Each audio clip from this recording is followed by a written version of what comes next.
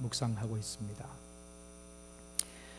야곱을 다루어 나가시는 하나님의 손길을 보고 있는데요, 어쩌면 야곱이 아니라 나구나, 하나님이 지금 나를 이렇게 다루어 나가시는구나 생각이 들어서 새벽마다 창세기를 아주 흥미롭게 살펴보고 있습니다. 하나님이 택한 언약 백성, 안 보이는 것 같지만 안 보이는 곳에서 보이지 않게 역사하시는 하나님, 그래서 고난과 역경을 통과할 때에 안 보이는 것처럼 느껴지는 그 하나님이 위기 가운데 오셔서 말씀하시고 인도하시고, 그래서 야곱이 그렇게 고백합니다. 환난 날에 내게 응답하셨던 그 하나님, 그리고 내가 가는 길에 아무도 보이지 않는 것 같지만 나와 동행하셨던 그 하나님을 지금 내가 예배합니다 고백했던 것. 이 사순절 기간 동안에 이런 그 고백이 여러분과 저에게 있기를 저는 바라고요. 형 에서를 피해서 어머니가 도망가라고 했던 삼촌 라반의 집으로 가는 길에 하나님을 만나지요. 그곳에서 세 가지를 서약을 합니다. 하나는 하나님 아버지 아브라함의, 우리 할아버지 아브라함의 하나님은 내가 들었고 우리 아버지 이삭의 하나님은 내가 알지만 나 야곱의 하나님은 아직은 몰랐는데 이제는 그 하나님을 나의 하나님으로 제가 모시겠습니다. 이 고백을 드립니다. 이게 서약입니다. Jehovah God is my God. 두 번째 하나님 앞에 서약을 드리는데, 이제는 내 평생 하나님만 예배하겠습니다. 이 두 번째 서약입니다. 그리고 세 번째 서약은 그 증표로 제가 11조를 드리겠습니다. 하나님 약속대로 정말 야곱을 축복하시죠. 20년 동안 험악한 인생을 살았지만 그 20년 동안에 하나님은 기가 막힌 기적으로 야곱을 복되게 합니다.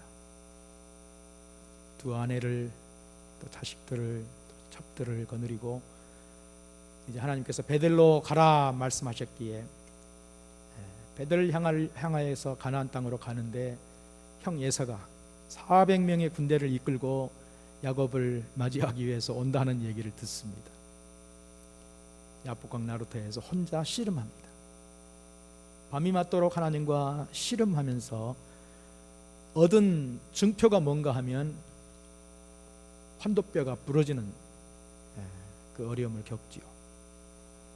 하나님께서 야곱에게 가르칩니다. 네 이름이 야곱이다마는 이제는 더 이상 야곱이라고 부르지 마라. 이제 나는 이스라엘이다. 엘 이스라엘, 엘 베델. 이제는 네 힘으로 살아가는 게 아니라 내가 너를 인도하겠다.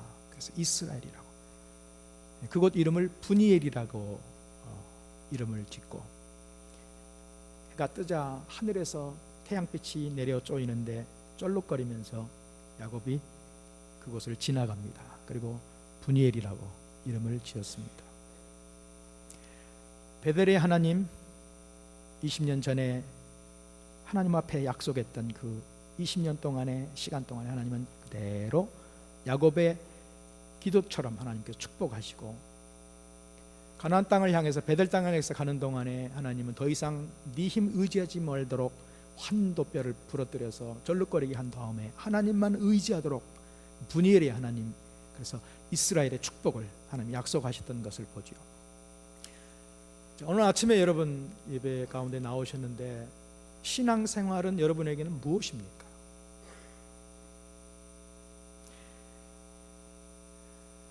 삶의 한 모퉁이에 걸려있는 액세서리 장식품처럼 주변에 변두리에 액세서리처럼 그렇게 있는 그 하나님이 우리의 신앙생활의 하나님이신지, 아니면 오늘 야곱처럼 인생의 한 복판 가운데 오셔서 베델을 경험하게 하시고 분이엘을 경험하게 하심으로 아브라함의 하나님, 이삭의 하나님, 야곱의 하나님이 아니라 이제는 그 하나님은 나의 하나님이십니다 하고 고백하면서 이번 사순절 기간을 여러분이 보내실 것인지, 나에게 신앙생활은 무엇인가 한번 이렇게 생각하는 그런 이 사순절이 됐으면 좋겠다, 그런 생각을 갖습니다. 바울 사도가 고린도 교회에게 이렇게 얘기합니다. 너희는 하나님의 집이다. 그리고 나는 지혜로운 건축가다. 그렇게 소개를 합니다. 자, 바울이 지혜로운 건축가라고 자기를 소개할 때에는 이면에 자칫하면 어리석은 건축가가 될 수도 있다고 하는 사실을 강조하기 위해서 고린도 교회에게 너희가 하나님의 집인데 어떻게 하나님의 집을 잘 지어 나갈 것인가를 보여주기 위해서 내가 지혜로운 건축가라고 소개하고 있지 않는가 하는 생각이 들어요. BC 1세기경, 그러니까 예수님 오시기 1세기경에 100여 년 전에 로마의 유명한 건축가가 있습니다. 마르커스 폴리오. 마르커스 폴리오라고 하는 분이 어떤 집이 좋은 집인가 하는 내용을 그의 그 건축 십서 데 아키텍투라, 데라고 하는 것은 라틴어로 10을 얘기하죠. 건축 십서에 좋은 집의 요소가 세 가지가 있다 얘기합니다. 하나는 기초, 퍼미타스, 기초가 잘 닦여져 있는 견고한 집. 두 번째는 유틸리타스, 집은 유용성이 있어야 된다. 세 번째는 피너스투스, 피너스처럼 아름다워야 된다. 이것을 오늘 우리말로 번역을 하면 집이 구조, 스트럭처가 든든해야 된다. 어떤 폭풍이나 지진이나 자연재해가 와도 세이프티, 안전성이 있어야 집이 좋은 집이죠. 그리고 건물 자체의 적재 하중을 잘 견딜 수 있는 안정성, 이런 집들이 좋은 집이다. 두 번째는 기능을 얘기하죠. 펑션, 편리함이 우선일 겁니다. convenient, 집이 어떻게 유용성이 편리한가.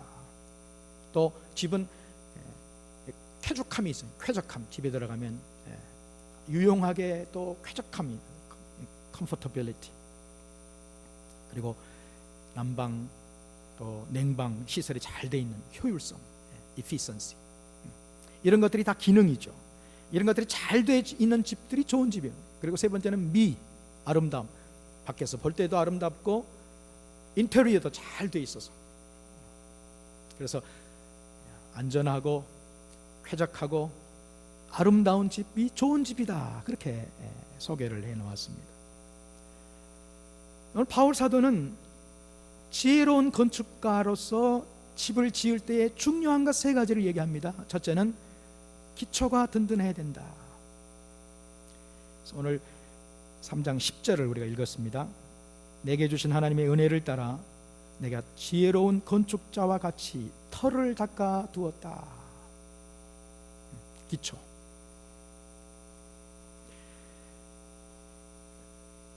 영어 성경 NIV를 보니까요, 지혜로운 건축가라고 하는 말을 expert builder 이렇게 얘기합니다. 전문가라는 말입니다.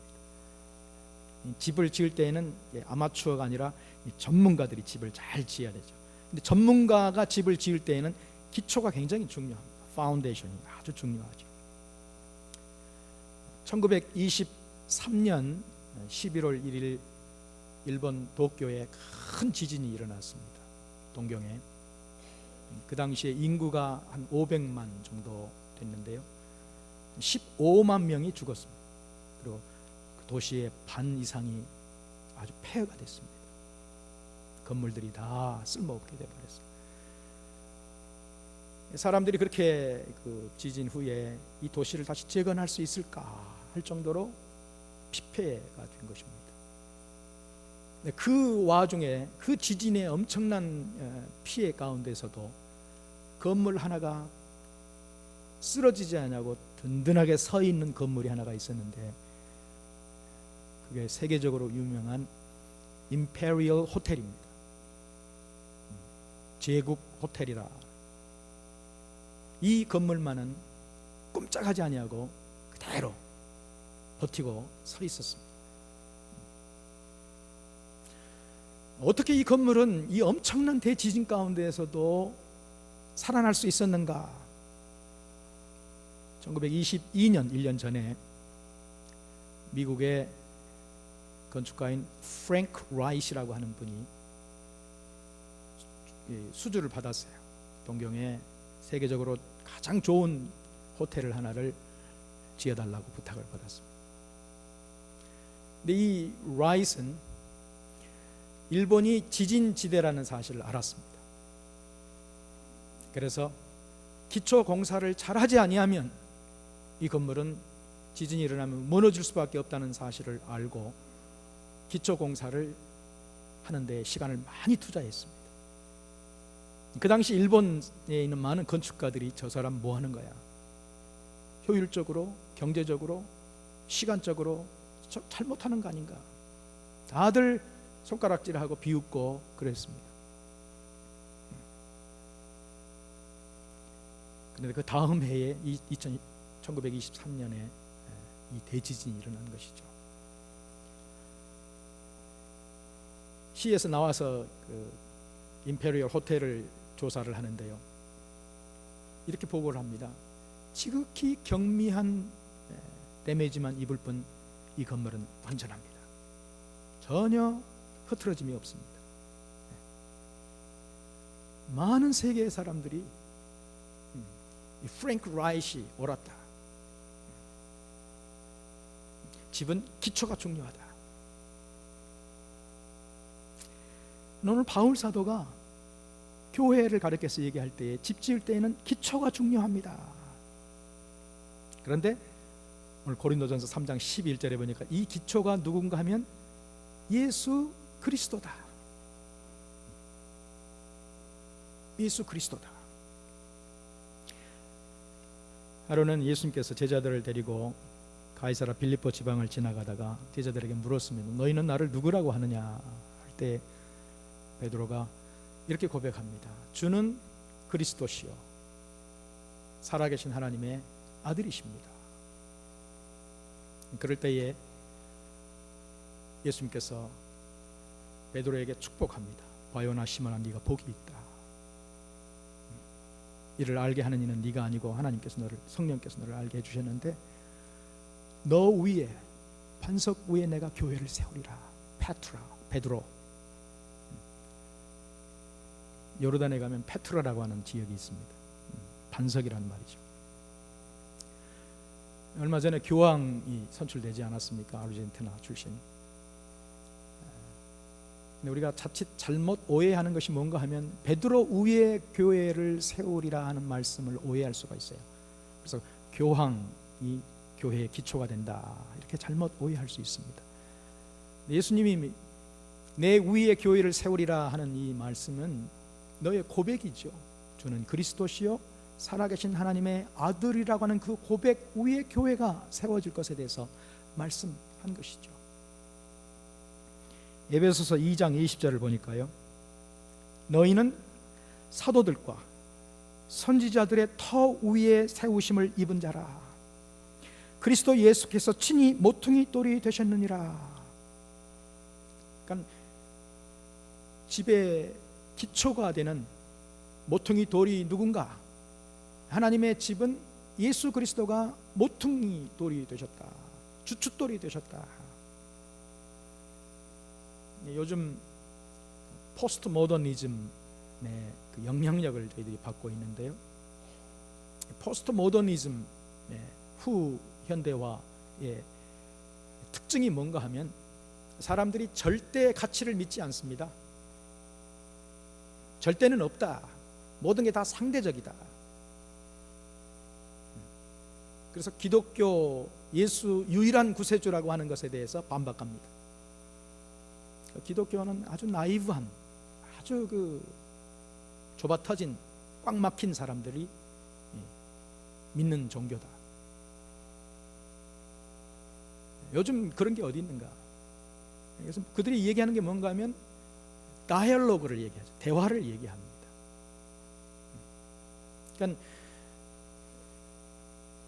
산에 올라가는 길은 여러 길이 있는데 정상은 하나인 것처럼 There are many ways to climb up to the mountain, the top of the mountain. 탑은 하나야. 근데 길은 여러 길이 있지 않느냐?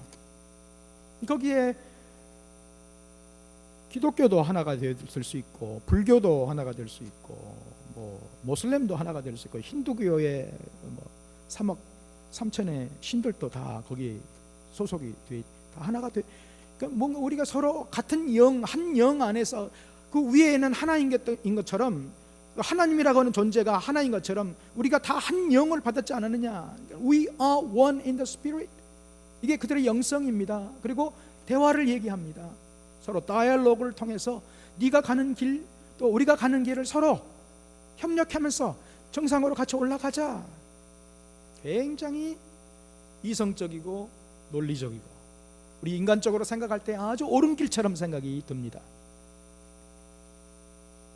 그래서 포스트 모더니즘의 특징이 뭔가 하면 커미트먼트가 없어요. 헌신하려고 하지 않아요. 생명 걸지 않아요.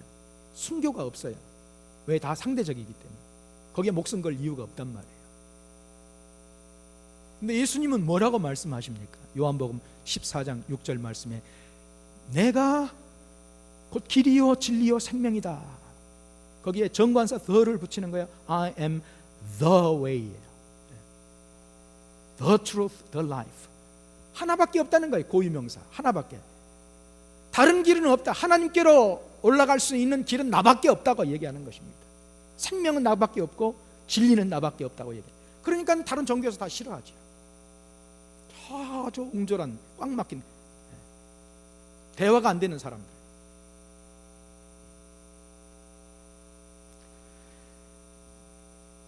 그런데 사도행전 4장 12절에 보니까 다른 이로서는 구원을 얻을 수 없나니 천하 인간의 구원을 얻을 만한 다른 이름을 우리에게 주신 일이 없다. 예수 그리스도 이름 외에는 다른 사람, 구원 얻을 만한 사람 이 땅에 주신 적이 없다고 그렇게 고백하고 있습니다. 갈라디아서 1장 8절 말씀해 보니까 그러나 우리나 혹 하늘로부터 온 천사라도 우리가 너희에게 전한 복음 외에 다른 복음을 전하면 저주를 받을 것이다. 이게 무서운 말을 바울 사도가 좀 하고 있는 거예요.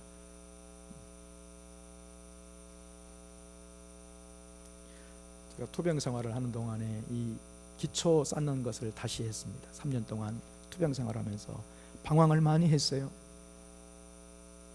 1년, 2년, 3년 동안을 요양소에서 생활하면서 내가 믿는 하나님은 정말 살아계신 하나님일까? Is my God living God? Is it true God? 살아계신 하나님이라면 왜 내 기도에 응답하시지 않는가 하는 것 때문에 갈등이 심했습니다. 하나님은 그때 침묵하셨어요. 그래서 제가 방황을 많이 했죠. 순천의 송광사를 찾아갔습니다. 어린 왕자 서문을 법정 스님이 쓰셔서 이게 참 뭔가 통할 것 같아서 찾아갔어요. 뭘 저에게 가르치는가 하면 네 마음을 공부해라. 네 스스로 그 죽음의 길에서 벗어나야 된다 얘기하는 것입니다. 저는 지금 물에 빠져서 허우적거리고 있어요. I need someone to help me. 나는 누군가가 나를 도와주지 않으면, 살려주지 않으면 나는 지금 빠져 들어가고 있는 거예요. I need someone help. 그런데 저에게 계속 얘기하기를 넌 네 스스로 살아나와야 돼.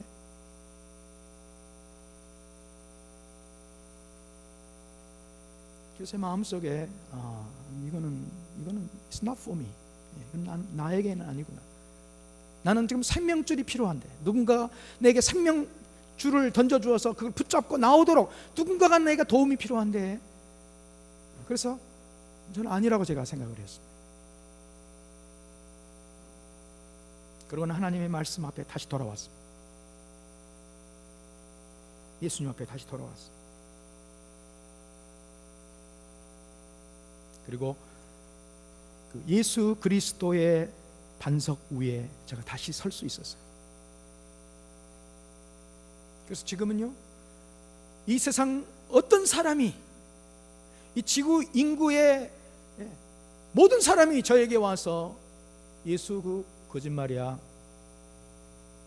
처녀가 애를 낳을 수 있는 거야, 다 거짓말이야, 미스, 신화야, 너 그거 믿으면 안 돼 한다 할지라도 저는 예수 그리스도 위에 제가 살았기 때문에, 그 반석 위에 다시 세워서 제가 살았기 때문에, 다른 사람은 다 부인한다 할지라도 저는 부인할 수가 없어요. 왜요? 그 기초가 무너져 버리면 저는 벌써 죽었기 때문에. 바울이 내가 지혜로운 건축자라고 얘기할 때에 기초가 바로 낮아야 된다. 흔들리지 않는 기초, 이것을 강조하는 거예요. 오늘 여러분, 이부 예배 나오신 여러분들 가운데 여러분의 삶의 기초는 어디에 있는가? 무엇이 여러분의 삶의 기초인지. 지혜로운 건축가는 기초를 잘 넣어야 된다. 오늘 성경에 바울 사도는 예수 그리스도 그 위에 우리가 서야 합니다. 그래야 집이 흔들리지 않습니다. 무너지지 않습니다. 기초가 든든해야 합니다. 어떤 사람은 그 기초를 명성이나 재물이나 자기의 커리어나 직업이나 자기가 공부한 학위나 경험이나 이런 데에다가 기초를 놓고 이것이 나를 살려줄 것이다 라고 생각한다고 한다면 1923년도에 도쿄에서 일어난 지진에 의해서 다 무너지게 되고 말 거예요. 왜냐하면 기초가 그건 흔들리는 기초이기 때문에. 그래서 오늘 바울 사도가 두 번째 얘기하기를, 집을 지을 때에는 재료를 잘 써야 합니다. 이게 두 번째 우리에게 주시는 말씀이에요. 12절에서 15절에 3장 고린도전서 12절부터 15절. 만일 누구든지 금이나 은이나 보석이나 혹은 나무나 풀이나 지푸로 이 터 위에 세우면 각각 공력이 나타날 터인데 결과가 나타난단 말. 일하는 결과가 그날에 공력을 밝히는 이는 불로 나타내고 이 불이 각 사람의 공력이 어떠한가를 시험하게 될 것이다. 만일 누구든지 그 위에 세운 공력이 그대로 있으면 상을 받지만 누구든지 그 공력이 불타버리면 해를 받으리니 그러나 자기는 구원을 얻되 불 가운데서 얻은 것처럼 부끄러운 구원을 얻게 될 것이다. 자, 여기 금, 은, 보석은 예수 그리스도의 말씀을 의미합니다. 그러나 나무나 풀이나 지푸라기는 거짓 교훈을 얘기하는 거예요. 그 당시에 고린도 교회의 거짓 교훈이 뭐였냐면 율법을 주장하는 사람들이에요. 할례 받아야 되지요, 절기 지켜야 되지요, 우리 조상이 지켜왔던 율법 지켜야지 구원 얻는 것이지 예수 그리스도의 십자가의 복음만 가지고는 아닙니다 하고 거짓 교훈을 주장하는 사람들을 가리켜서 세상에 거짓 교훈을 쫓는 그는 나무나 풀이나 지푸라기 같은 것이다. 나중에 심판의 불이 올 때에 드러나게 될 터인데 불타버리는 것, 나무, 풀, 지푸라기 다 불타버릴 것이다. 그러나 금, 은, 보화는 하나님 말씀 위에 섰기 때문에, 예수 그리스도의 말씀 위에 섰기 때문에 이것은 그대로 남아있을 것이다. 그렇게 지금 교훈하고 있는 것이죠. 세상의 철학, 세상의 생각 이런 것들 다 불타버릴 것이라는 거예요. 그런 것 가지고 집 짓지 말라는 거예요. 그건 어리석은 것이라고 얘기하는 것입니다. 디모데 전서 6장 3절에서 5절 보니까 누구든지 다른 교훈을 하며 바른 말, 곧 우리 주 예수 그리스도의 말씀과 경건에 관한 교훈에 창념치 아니하면, 다른 교훈들을 쫓으면 그런 사람은 어떤 사람들인가? 저는 교만한 사람이라, 아무것도 알지 못하면서 변론과 언쟁을 좋아하는 자니 이런 사람들은 투기와 분정과 회방과 악한 생각이 그 속에 가득하고 마음이 부패해져서 진리를 잃어버리고 경건을 이익의 재료로 생각하는, 그래서 다툼을 많이 하는 사람들, 이런 사람들은 다 나중에 불로 심판받아 불로 다 태워 없어져 버릴 것이라고 그렇게 얘기하는 것입니다. 마지막 때에 대해서 베드로는 베드로후서 3장 10절에서 13절에 그러나 주의 날이 도적같이 오리니 그날에는 하늘이 큰 소리로 떠나가고 체질이 뜨거운 불에 풀어지고 땅과 그 중에 있는 모든 것들이 다 드러나게 될 터인데 이 모든 것이 이렇게 풀어지리니 너희가 어떠한 사람이 되어야 마땅하냐? 거룩한 행실과 경건함으로 하나님의 날이 임하기를 바라보고 간절히 사모하라. 그날에 하늘이 불에 타서 풀어지고 체질이 뜨거운 불에 녹아지려니와 우리는 그의 약속대로 의에 거하는 바 새 하늘과 새 땅을 바라보는도다. 자, 여기 보세요. 여기 우리 갈등이 있습니다.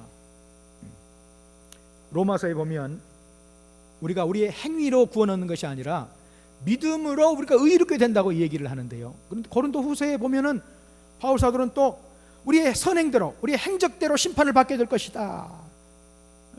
갈등이 있는 거죠. 뭐가 옳은 거야? 우리가 오해하기 때문에 그래요. 뭘 오해하는가? 구원과 상급을 오해하니까 그런 생각을 갖게 되는 거예요. 구원은요 믿음으로 우리가 의롭다함을 입는 거죠. 그래서 구원은 1등 구원, 2등 구원, 3등 구원 그런 거 없어요.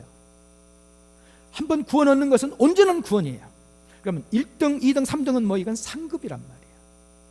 선악간에 우리가 행한 것을 드러내고 상급을 주시기를 원하시는 것이지 구원과는 상관없는 거예요.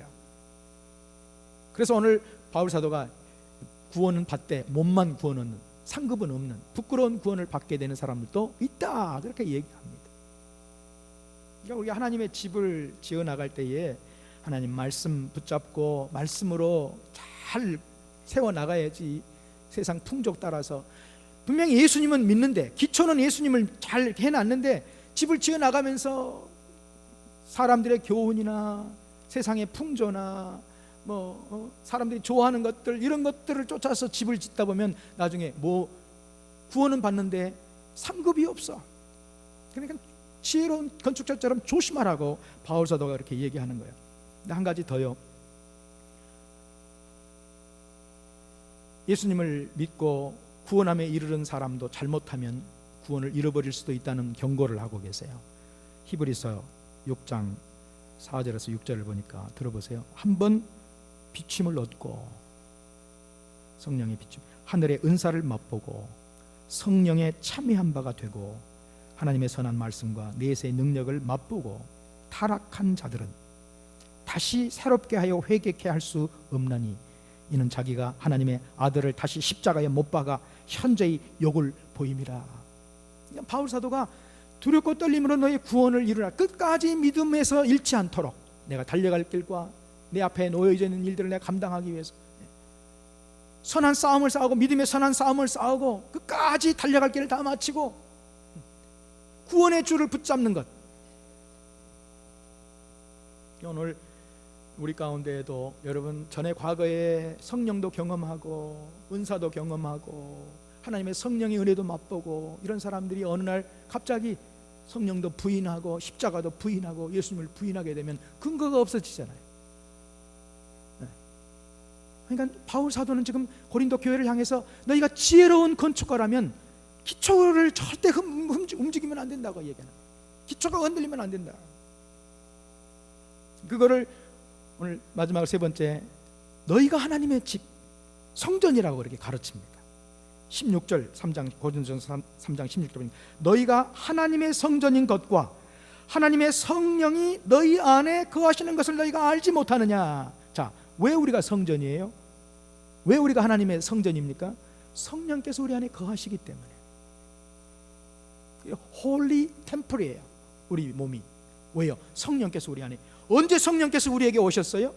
요한복음 1장 12절에 영접하는 자 곧 그 이름을 믿는 자들에게는 하나님의 아들이 되는 권세를, 우리가 예수님을 영접할 때 요한계시록 3장 20절에 볼지어다 내가 문 밖에 서서 두드리노니 누구든지 내 음성을 듣고 문을 열면 내가 그로 들어가 그로 더불어 먹고 그는 나로 더불어 먹으리라. 우리가 예수님을 우리의 마음의 구세주로 영접하는 순간에 성령께서 우리 안에 와 살아계신단 말이에요. 성령이 거하는 곳이기 때문에 성전이에요. 그러니까 너희들은 성전이라, 하나님의 성전이라고 그렇게 바울 사도가 지금 말씀하고 있는데요. 그렇기 때문에 어떻게 하라고요? 이 성전을 오늘 17절에 보세요. 3장 10절에 보면 누구든지 하나님의 성전을 더럽히면 하나님이 그 사람을 멸하시리라. 하나님의 성전은 거룩하니 너희도 그러하니라. 자, 여기 하나님의 성전을 더럽힌다 그랬어요. 하나님의 성전을 우리가 어떻게 더럽혀요?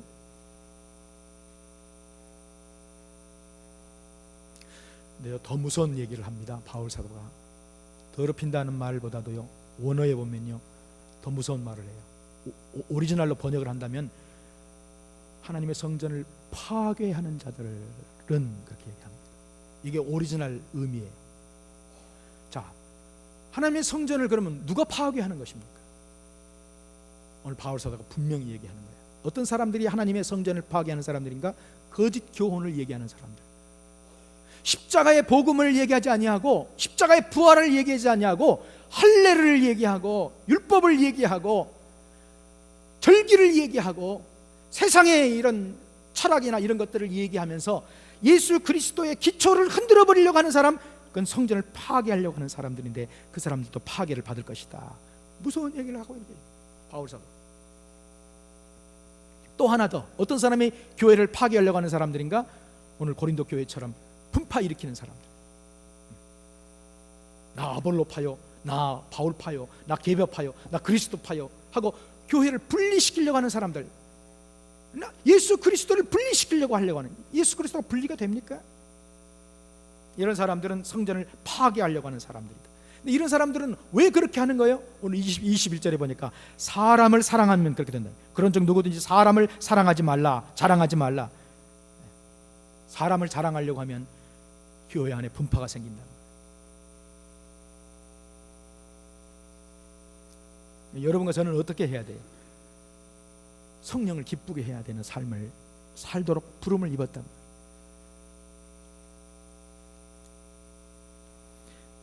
제가 목사로서 우리 교회 이렇게 여러분들을 잘 섬기면서 그런 생각을 해봐요. 하나님이 가장 기뻐하시는, 좋아하는 시간이 언제일까? 가장 기뻐하고 하나님이 좋아하시는 시간이 언제일까?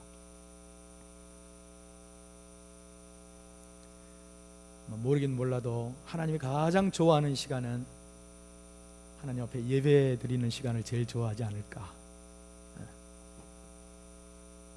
왜냐하면 우리가 고백하니까 I love you Lord and I lift my voice to worship you, O my soul, rejoice, take my joy, O my King, take my joy.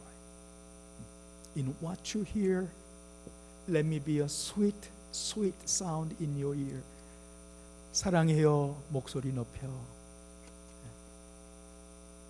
당신의 귀에 아름다운 멜로디처럼 제가 하나님 앞에 그렇게 주님 앞에 드리기를 원합니다 하고 사랑을 고백하는 시간만큼 하나님이 좋아하는 시간이 또 있을까 생각이 듭니다. 제가 볼 때는 우리가 그렇게 예배하면, 그렇게 찬양할 때 하나님의 마음이 녹아질 것 같아요. 네?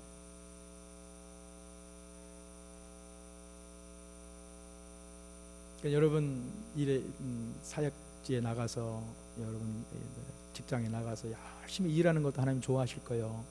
가정을 잘 돌보는 것도 좋아하십니다. 그런데 더 좋아하는 시간은요, 하나님 앞에 나와서 사랑을 고백할 때.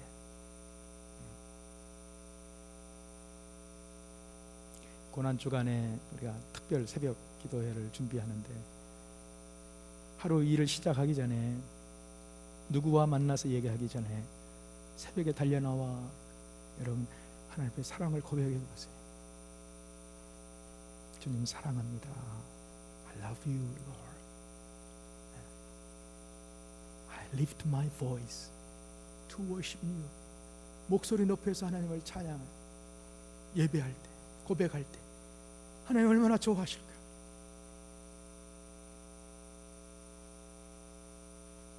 제 얘기로 듣지 마세요.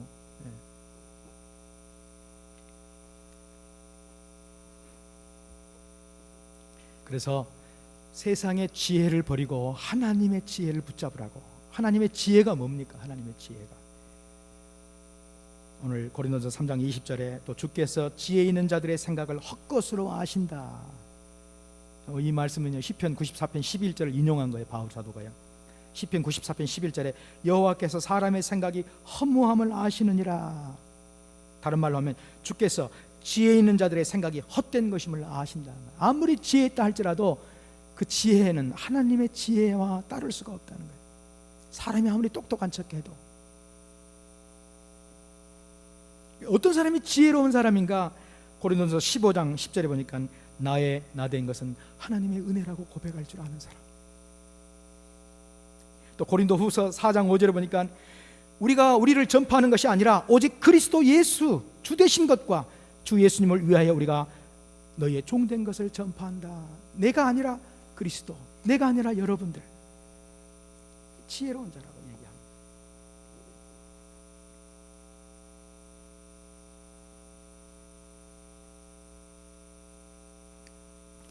재미있는 얘기 하나 하고 기도하려고 그래요.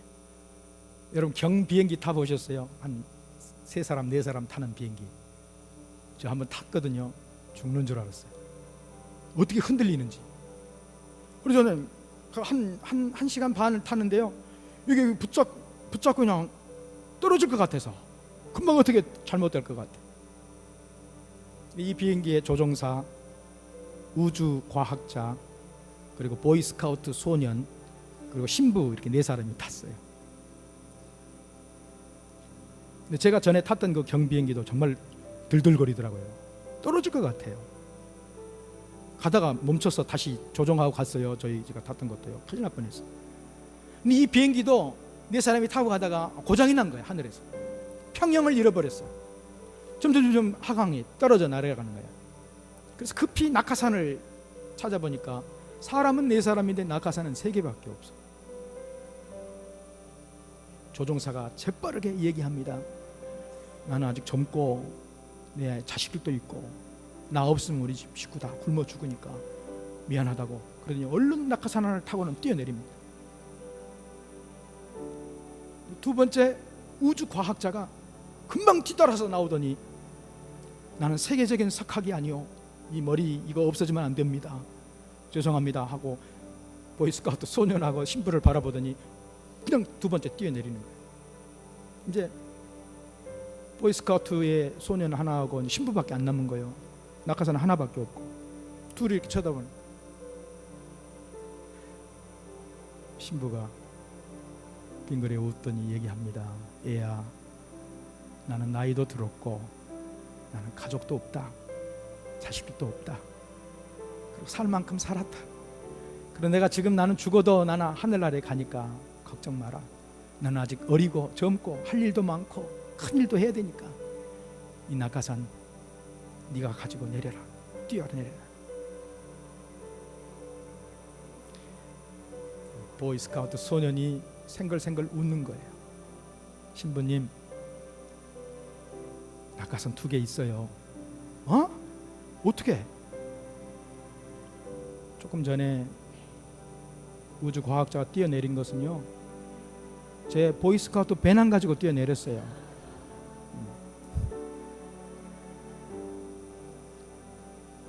아마 지혜롭고 똑똑하다고 하는 사람들의 그 지혜를 꼬집기 위해서 나온 얘기들이 아닌가, 그런 생각이 듭니다. 기도할까요? 같이?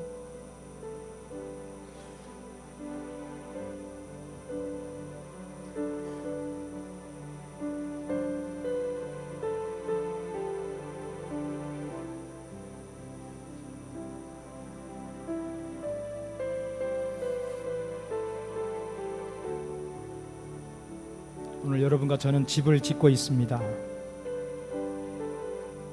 근데 기초가 중요하다고 말씀하시네요. 여러분의 기초는 어떻게 되어 있습니까? 오늘 바울 사도는 지혜로운 건축가는 기초를 잘 나와야 된다고, 근데 그 기초가 예수 그리스도가 아니면 무너질 것이라고 그렇게 얘기합니다. 그리고 집을 잘 지어야 될 테인데 재료가 중요하다고, 불에 타버릴 재료 쓰지 말고 불에도 견딜 수 있는 금, 은, 보석과 같은 하나님 말씀, 그 말씀으로 집을 지어야 된다고 오늘 여러분과 저에게 격려합니다. 교훈하십니다.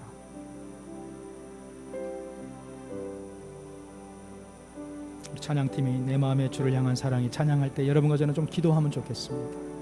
말씀 붙잡고 하나님, 지혜로운 건축가가 되기 원해요. 예수님 위에 흔들리지 않는 신앙의 기초 위에 저희들이 서기를 원합니다. 하나님, 그렇게 저희를 인도해 달라고 지금 찬양과 함께 여러분과 저는 기도하기를 원합니다. 내 마음에 주를 향한 사랑이 나의 말엔 주가 주신 진리로 나의 눈엔 주의 눈물 채워주소서.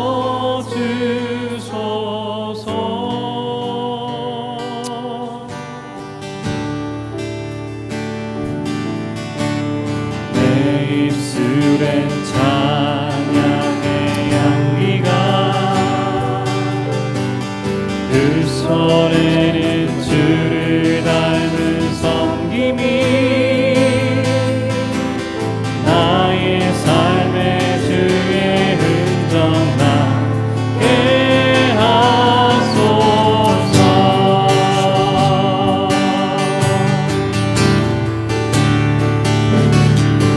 하나님의 사랑이 영원히 함께하리. 십자가의 길을 걷는 자에게 순교자의 삶을 사는 이에게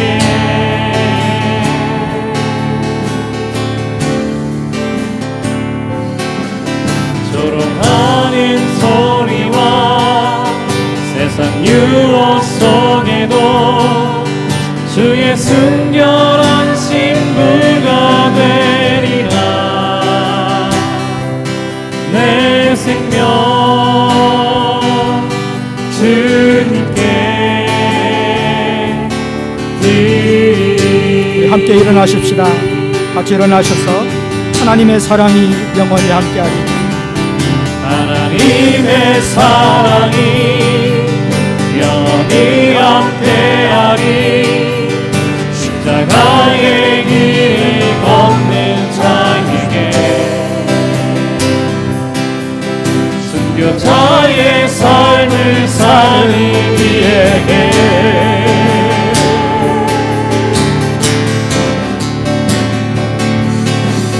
조롱하는 소리와 세상 유혹 속에도 주의 순결한 신부가 되리라. 내 생명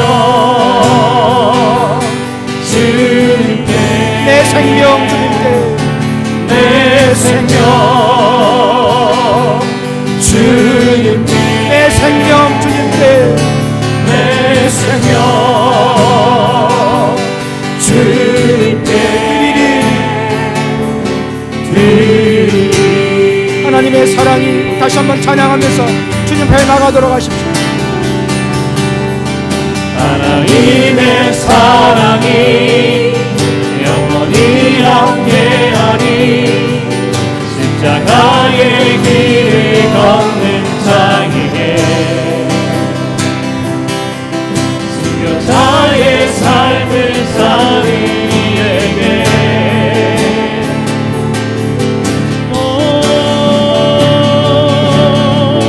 조롱하는 소리와 세상 유혹 속에도 주의 순결한 신부가 되리라. 내 생명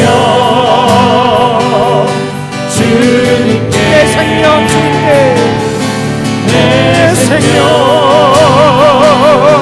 주님께 내 생명 내 생명 주님께 드리리.